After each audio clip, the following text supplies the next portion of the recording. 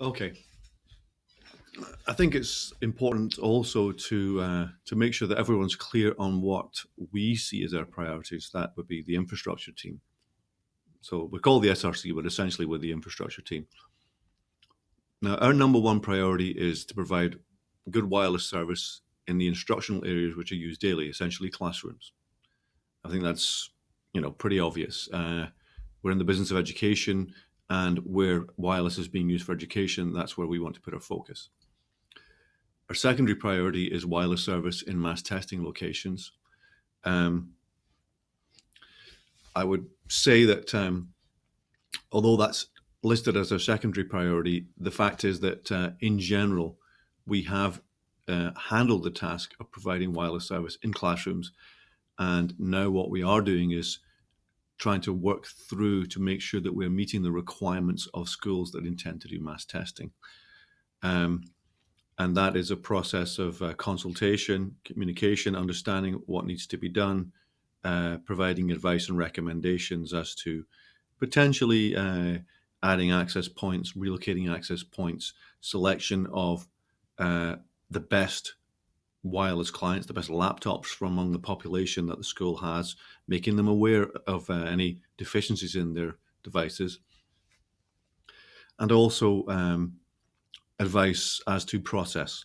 So things like not letting your students walk into the testing area with their wireless devices, which will present a load to the access points.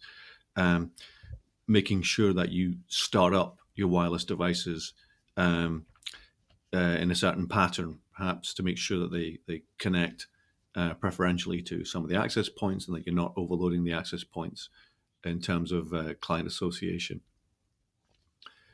Um, so that is our secondary priority, but it probably is, in fact, where a lot of our time and focus has been going, and that is ongoing as we see more and more schools start to want to do this. And my big thing is, don't ask us to help you at the last minute. Please give us time to help you. So beyond that, of course, um, we provide general wireless access for staff and students in administrative spaces, in the offices and also out in the quad. And that may be something that's going to become more important. What I want to emphasize, which is something that's not a priority for us, is special event wireless service. Um, we get calls because there's going to be a conference here, there's going to be a teachers meeting there's going to be such and such. That's not a priority for us. And if that doesn't work that well, that isn't that much of a concern for us. It simply can't be. It is very difficult to handle the situations where you suddenly get an inrush, an influx of a huge number of wireless clients to a very concentrated space, and the quite extraordinary load that that's going to put on the access points.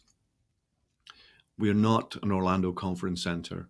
We are not a commercial theater, and we simply can't put priority there. It's a tricky thing to solve, and if people want it solved, then it takes time and it costs money, and as you can imagine, they don't expect us to spend the time or the money.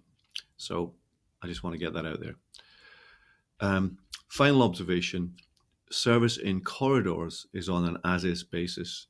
We site our access points in classrooms. The signal generally leaks out into corridors.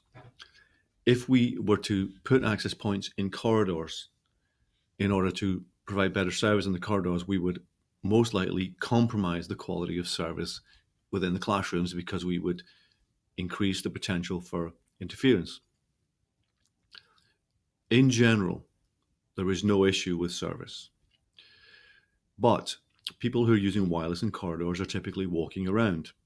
And issues with roaming are typically nothing to do with the AirHive access points.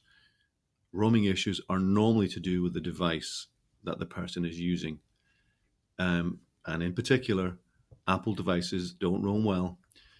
They decide that they will stay attached to the access point they originally connected to. So you could have connected, let's say, in the principal's office to the nearest access point, and now be at the other end of the school and your Apple device is still trying to connect back to that access point. And we can't fix that. And it's not a priority for us.